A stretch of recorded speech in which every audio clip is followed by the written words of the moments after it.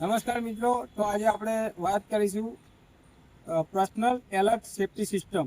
જે આપણે નવી રેસ્ક્યુ ગાડી આવી છે એમાં અંદર એક આ ડિવાઇસ આવેલું છે. આ ડિવાઇસ બહુ કામની વસ્તુ છે. તો આપણે કોઈ જગ્યાએ બહુ ધુમાડાવાળી જગ્યાએ કે કમ્પાઇન સ્પેસમાં કે એવી જગ્યાએ જઈએ બીએસએટ પહેરીને, તો બીએસએટની સાથે આ લગાવવાનું આવે છે. અને આ ડિવાઇસ બીએસએટની સાથે લગાવી અને જો આપણો ફાયર ઓપરેટર કોઈ કામગીરી કરતો હોય અને ટીમથી અલગ પડી ગયો હોય અને પછી એ કોઈ બેભાન અવસ્થામાં કે હલનચલન નથી કરતો, તો આ સિસ્ટમ એક્ટિવ થઈ જશે અને આપણને બીજા ટીમ મેમ્બરને જાણ કરશે કે ભાઈ આપણો વ્યક્તિ અહીંયા ફસાયેલો છે અલાર્મ દ્વારા અને એલઈડી લાઇટ દ્વારા. તો મિત્રો આપણે આને ઓપરેટ કરી અને કઈ રીતે કામ કરીએ એનો લાઈવ ડેમો જોઈશું. ચલો રાહુલભાઈ, આને લગાવો. તો આને પહેલાં અહીંયા લગાવી દેવાનું. તમે જોઈ શકો છો રાહુલભાઈ આપણે લગાવે છે. હા, એ રીતે લગાવી દેવાનું. પછી આખી ગાંઠ લેવાની જોઈ લ્યો અને ઓન કરી દેવાનું. હા, એટલે હવે આ બીપ વાગી, હવે આ એક્ટિવ મોડમાં આવી ગઈ છે.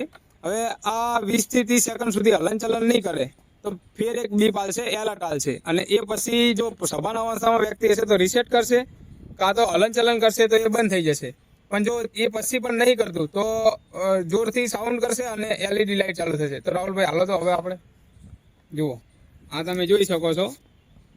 આ હવે કોઈ રિએક્ટ નહીં કરે અને જેવું બોડી હલનચલન બંધ થશે તો પછી 20 થી 30 સેકન્ડની આપણે રાહ જોઈએ. જો એ હવે રાહુલભાઈ આપણે ઉભા રહ્યા છે ત્યાં, તમે જોઈ શકો છો. હવે કોઈ હલનચલન નહીં થાય એટલે આ બીપ આવશે.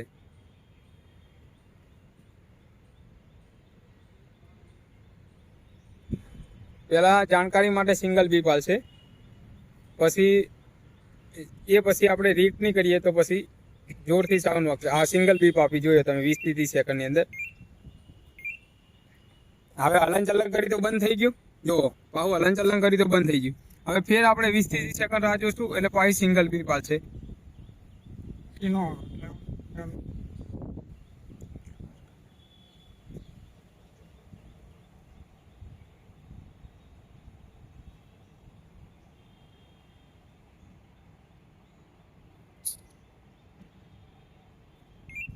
હા જો મિત્રો, હવે બોડી હલનચલન ના કર્યું, આ બીપ ચાલુ રહેશે. હજુ હલનચલન નહીં કરીએ તો પછી જોરથી સાઉન્ડ વાગશે અને આ એલઈડી લાઇટો ચાલુ જ રહેશે. હા જોઈ લો મિત્રો, જોઈ શકો છો તમે. આ ચાલુ રહેશે એટલે આપણને ખજાણ થશે કે આ ઇક્વિપમેન્ટ આ રીતના કામ કરે છે. તો હવે આ ઇક્વિપમેન્ટ છે, હવે આપણે બંધ કરો છો આને, તો ચાવી લગાવી દઈશું અંદર. એ જોઈ શકો છો, આ બંધ થઈ ગઈ. બરોબર. હવે આ ઇક્વિપમેન્ટની વાત કરીએ તો આને બહુ સારો એવો ઉપયોગ છે, પણ આને ઉપયોગ કરતા પહેલા થોડીક જાણકારી આપણે જરૂરી છે. જો કે ચાલુ કરીએ એટલે પહેલા એની બેટરી કેટલી છે એ જાણી લેવું જરૂરી છે. બેટરી જાણ્યા પછી આની અંદર આની બેટરી બતાવે છે. બેટરી લો હોય તો આનો ઉપયોગ નહીં કરીએ. બેટરી ચાર્જ પહેલાં જોઈ લઈશું. પછી આ બધા ડિવાઇસ ઉપર ધૂળ કે કઈ વસ્તુ જામેલું ના હોવું જોઈએ, જેથી એલઈડી લાઇટ આપણે સ્પષ્ટ દેખાશે. અને આ બે જે સાઉન્ડ છે, આ સાઉન્ડ બે ચોખ્ખા હોવા જોઈએ કે એના અંદર કોઈ કપડું કે આમ કરશું તો એ સાઉન્ડ જોરથી નહીં વાગે, તો એનો અવાજ દબાઈ જશે. એટલા માટે તો મિત્રો, આ ડ્રેગન વિશે માહિતી તમને કેવી લાગી રિસ્પોન્સ કરજો. જય હિન્દ, જય ભારત.